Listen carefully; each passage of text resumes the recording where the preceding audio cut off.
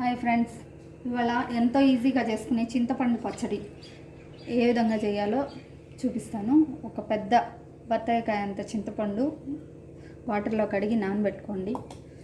ఒక 10 ఎండుమిర్చి ఈ విధంగా చుంచి కడాయిలో వేసి దాంతో 1 టేబుల్ స్పూన్ ధనియాలు, 1 టేబుల్ స్పూన్ జీలకర్ర, కొంచెం 1/2 టేబుల్ స్పూన్ మెంతులు వేసి బాగా డీప్ ఫ్రై చేయండి.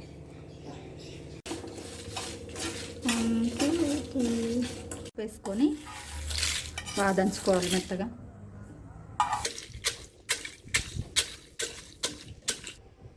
ఈ విధంగా మెత్తగా అయిపోయాక చింతపండు వేసుకొని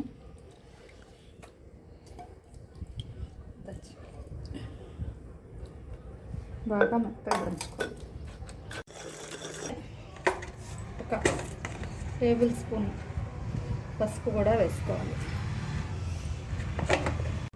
కొంచెం అంత బెల్లం, చింతపండు పచ్చడిలో బెల్లం వేసేది ఎందుకంటే జ్వరం తగిలిన నోటికి పుల్లగా కారంగా తీయగా బాగా సహిస్తుందండి. దానికోసం కొంచెం బెల్లం వేసి మెత్తగా నూరిస్తే టేస్టీగా బాగా నూరేసుకొని ఈ విధంగా తీసేసి పోపు పెట్టేసుకుంటే వేడి అన్నం చింతపండు పచ్చడి చాలా టేస్ట్గా ఉంటుంది. ఆయిల్ వేసుకొని మీడియం ఫ్లేమ్లో 1 టేబుల్ స్పూను జీలకర్ర, కొంచెం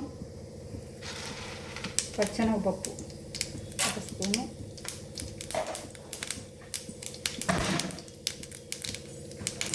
స్పూను, చితగొట్టిన తెల్లగడ్డలు,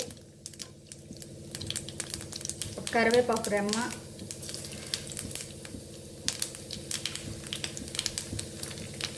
చిటికొడి ఇంగువ బాగా ఫ్రైగా చేసి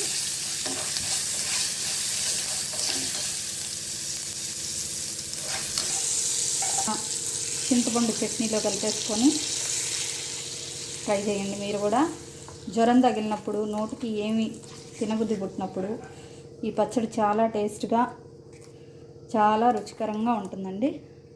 ట్రై చేయండి మీరు కూడా ఒకసారి. వేడిగా అన్నం, ముద్దపప్పు, చింతపండు పచ్చడి నెయ్యి వేసుకొని